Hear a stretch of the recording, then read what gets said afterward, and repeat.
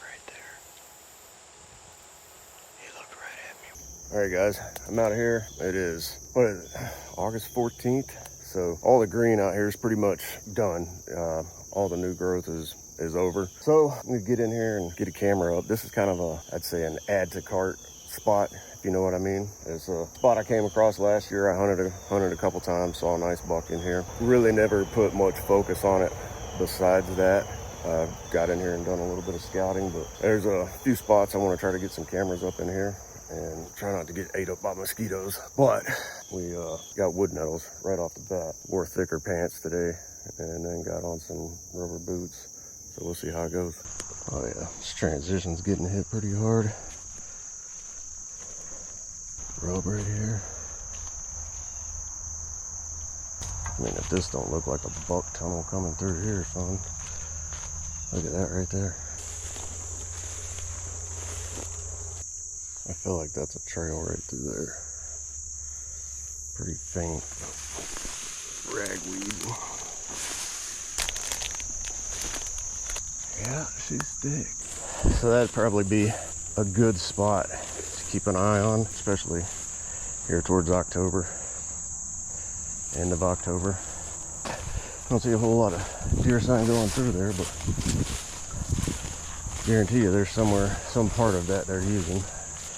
This seems to be the main corridor right here, right now. Down on the bottom where it's a little more open. I feel like we could probably really get an idea of what's going on right through here. All right, so we put a camera up. We want it to face north. Sure is pretty right here. There's definitely one decent sized track in here. It looks like it's a buck for sure. So this is something that catches my attention. A fresh break like that. You know, why would that happen? This trail's definitely picking up. It's like kind of a cross right here. Feel like they can go that way, come this way, go through there. And this could all be really good bedding. The north would be that way. See, we got a high stem count in here. It's dark and shady. Pretty good trail running through here. It'd be harder than heck to get a shot. Historical rub here. Another one there. Another historical rub here. So this definitely gets used quite a bit. There's historical rubs all through here. So there's a pretty good trail. Nettles, nettles, nettles. Huh. Well, we're definitely on a crossing here. And I feel like you could really face a camera two directions in here. Well, this looks like a little road. Oh yeah. All right. So here's my issue. This is public land. Starts private right there. Corn. This looks like a little road or something that comes through here. Right now, it's grown over. We've got nettles and julep and all kinds of stuff kind of choking everything out. So this would seem like a great place to put a camera. But, you know, here this time next month, middle of September, a lot of this stuff's going to be dying or on its way to start dying. And the further we get into the season, the more it's going to thin out to where eventually, you know, there won't be anything here but freaking dirt and leaves. So the camera is going to be extremely exposed. Now, as of right now, putting the camera here could tell me what's here, but it's only going to be a couple more weeks before people start putting stands in here. And I think I'm going to try to find something that stands out a little more, maybe. I don't know. And once all these nettles die, I mean, this is going to be pretty open. I don't think this is going to be the kind of terrain we're interested in. There is a lot of traffic as far as deer go. Maybe we'll take this ditch up. That's a pretty nice deer track right there, though. That's can't be the only place they're crossing. Pretty deep imprints right here. There's a good trail there. That one seems to get a little more use. North, I believe it's that way. So it is warm today. We're gonna angle this camera kind of towards the north. We got a pretty good trail coming through here. Trail comes through here, kind of goes off into this ag field. There's another access road right there that's choked up right now. It's gonna thin out obviously as the season goes on.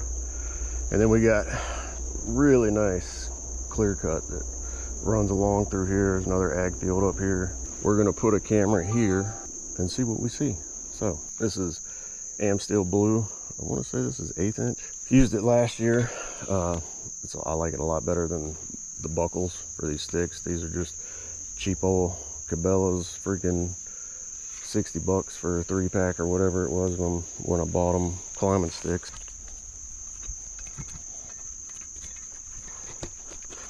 So that stuff really kind of bites down on itself. I would tie it a little bit tighter, but I'm not planning on going up super high. I can't remember which one. I don't know if this one's set up yet or not. All right, hopefully we get service. This is how I do it. And by tying it this way, it gives it multiple positions to bind down on itself. But again, using this stuff, it's extremely valuable getting in and out quietly and light, but you need to be tied off at all times using it. Now we're not sliding, we have control. So as you can see, we got our first camera set up there. Camera numero uno.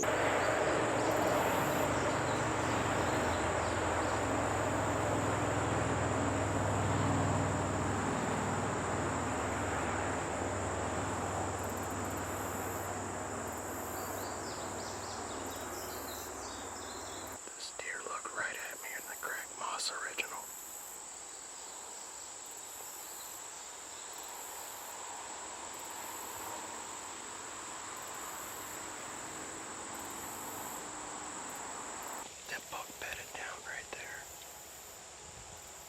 He looked right at me with the crack moss written on. Never saw me.